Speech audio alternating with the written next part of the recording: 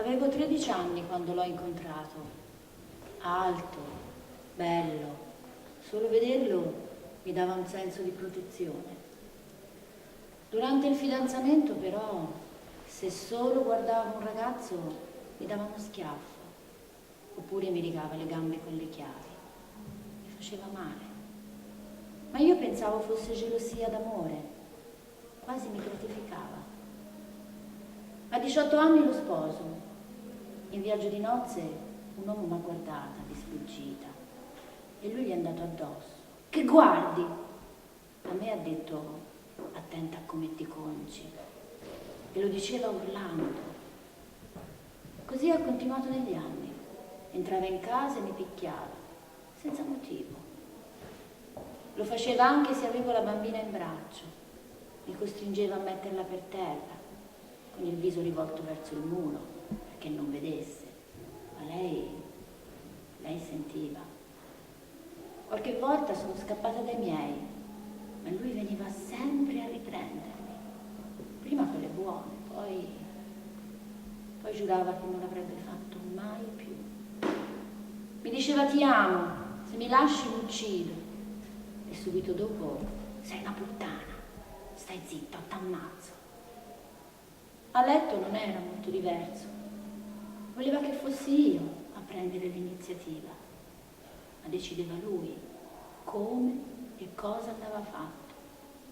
E se non volevo, non se ne curava, andava avanti. Mi costringeva tenendomi ferma. Pensava solo a lui. Che potevo fare? Andarmene? Non ero in grado.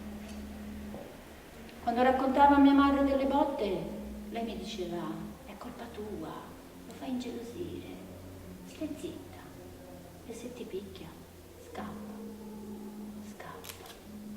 Quando mi picchiava mi diceva, tieni giù quelle braccia, non ti muovere.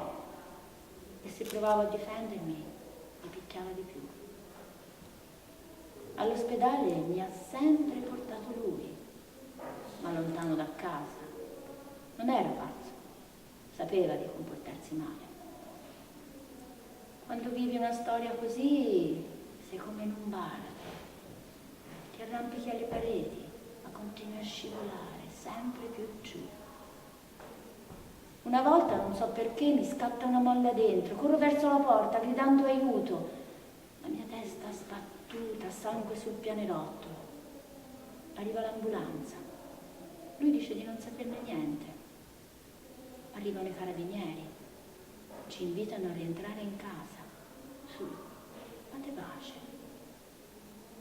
Ho fatto 21 denunce, ma le ho tutte ritirate. Alla fine mi arriva la depressione e mi imbottiscono di pillole. Ho sempre detto che sei pazza, mi diceva. E poi sei brutta, non vali niente. Ed io ci credevo. Un giorno ha preso tutto e se n'è andato, così.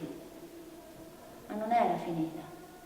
Mi andava, veniva, mi minacciava, mi aggrediva. Io non potevo impedirgli di entrare a casa sua. Mi seguiva ovunque. Una sera sono tornata a casa, si era nascosto nel buio. Con uno schiaffo mi ha buttato per terra e giù calci, botte. Mi ha tirato su per i capelli e ha continuato a picchiarmi, urlava. Diceva che era colpa mia se era diventato così. Poi ho sentito le sue mani sul mio collo. Ho provato a difendermi, ad urlare, ma non ce la facevo, mi mancava l'aria. E il mio cuore batteva forte, i suoi occhi erano vicinissimi ai miei e i miei piedi non riuscivano più a toccare terra. Alla fine di aria per me non ce n'è stata più. Al mio funerale mio padre piangeva, mia madre piangeva, le mie amiche, i vicini, tutti piangevano. Ma dov'erano?